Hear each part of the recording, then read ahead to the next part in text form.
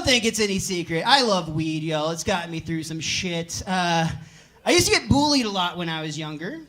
Probably because I look like every member of the Scooby-Doo gang, like all rolled into one.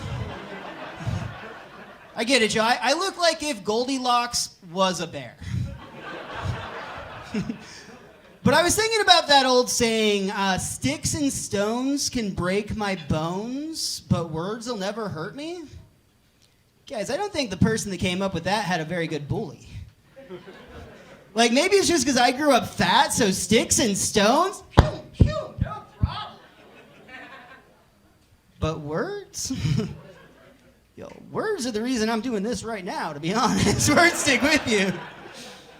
I think it's time for an update on that saying. Maybe something more modern, like cuts and wounds will heal eventually.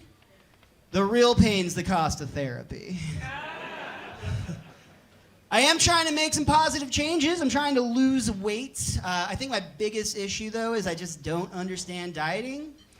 Like, my idea of low carb is when I switch from pizza bites to bagel rolls. I fucked that joke up because I'm a little stoned, I'm not gonna lie. More so than usual, even. Hell yeah. Yeah, low carb doesn't work for me, but hey, I am like 75% keto at this point. Specifically the Edo portion is what I've got down. It's not that hard. No, but that's probably why I look like every lead singer of a hair metal band if they got addicted to Hot Pockets instead of heroin. I get it though, man, because I know the culprit. It sits on my counter at home right now. It is my air fryer. I call it my food vape. Yeah. Now my cholesterol is as high as I am. It is a problem, honestly, guys. I should be thinking about making some changes because I just lost my health insurance. It wasn't taken for me. I just did the math, and it's cheaper for me to get prescriptions from my dealer. It's embarrassing, though, guys, honestly, because like it already feels like a little bit nerdy if you're just buying weed from like a real drug dealer. Like, they're offering you all sorts of cool shit. I roll up feeling like a dork when I'm like, I'll take one marijuana, please. And like last time I had to be like, you have anything that'll clear up these allergies? I have no idea what he gave me, but I didn't sleep for 3 days. I have been smoking weed now for about 15 years, and you don't need to applause because I know what you're already thinking. Duh. But when I say I've been smoking weed for the last 15 years, I don't mean like casually off and on. I mean like, I'm pretty sure I've been stoned now for the last decade and a half straight. Guys, I'm in my 30s now. I'm pretty confident in my life choices. I can tell from here, sobriety just isn't for me. I do have my limits though. Like, is anybody here into the dabs, the concentrated marijuana? It's 420, be brave, people, hell yeah. And that's cool, you do you. To be honest though, that feels a little bit too much like doing drugs to me.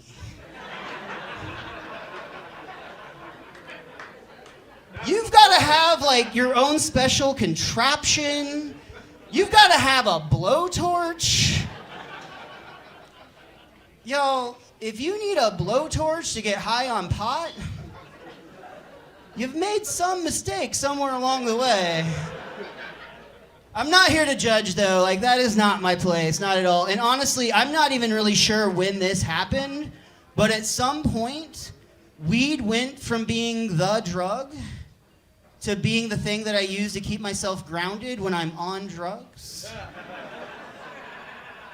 Like, it used to be my friends and I would, like, roll up a couple joints, listen to some music, and be like, oh, man, look at all the pretty colors. And now it's more like, holy shit, the walls are melting.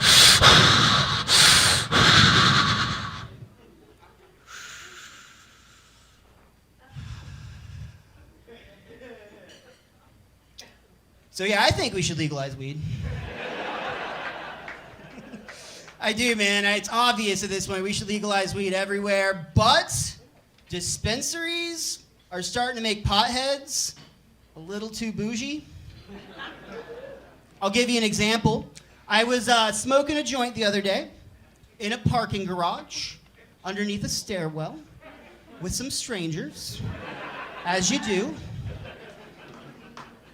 And I passed this joint to this woman that I do not know, y'all. And she looks me dead in the eye and says, is that an indica or a sativa? Lady, we're in a parking garage right now. This is some weed right here. Like, smoke it or don't. Honestly, I don't care. Because the only concern in my head in this moment is it gonna make it back around to me? Hell yeah, man. Guys, I go by Mr. Most Days Off online if you want to follow me. Mr. Most Days Off is just a fun way to say unemployed. And on that note, I will be selling stickers in the back after the show. Honestly, I'll just give you one, or like you can give me like a high five for one, or you can give me like an actual 5 for one. We can do 4 for 20 if it feels appropriate. I'm on board.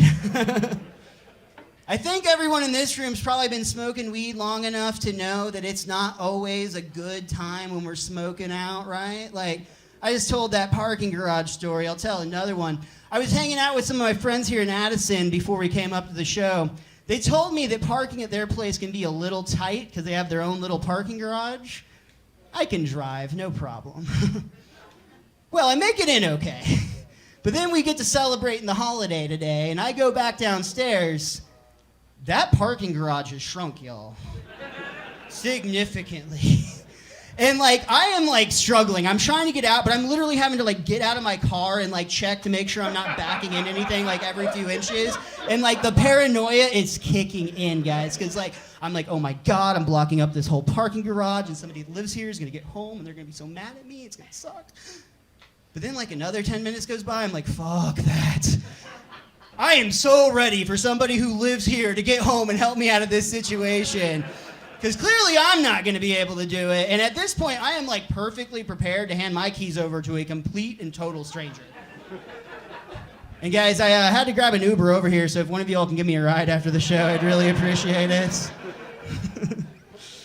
You know, I also love drinking. I mostly drink IPA because I'm a basic bro. But when I get to drinking, I get to karaokeing. And do we have any karaoke people in the house? We've got a lot of attention seekers here tonight. That's pretty cool. Hell yeah.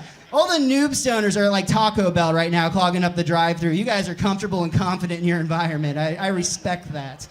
No, but I think if nothing else, we can all agree that karaoke makes a great sobriety check. You can tell where you are at in your evening based on the songs you are choosing to sing. Because early in your night, you're going to get a lot of like A, B, C. It's easy as 1, 2, 3, right? Maybe some bop, doo, bop, bop, doo, bop. Because you're not going to forget those lyrics.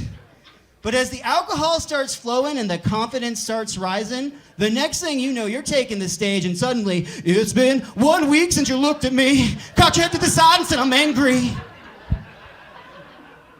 You hit every word. Yo, the Bare Naked Ladies don't even know every word to that song, but your drunk ass does. And that's where the confidence can go from a really good place to a really bad place really quick. Because in round 3, you might be on stage thinking to yourself, maybe I should try a rap song. Just gonna say this, y'all. This guy's pointing to himself. And we see shots on the table. See him at karaoke later. No, guys, karaoke rap, it's fine, but it's very dangerous, especially if you look like me or this dude. And all I'm saying is if Ice Ice Baby has already been taken, none of y'all are talented enough to cover Eminem, all right? So all you fake Slim Shadys, just please stay seated. Guys, thank you so much. My name's Miles Francis. Y'all are an awesome crowd. I'm so excited you're here.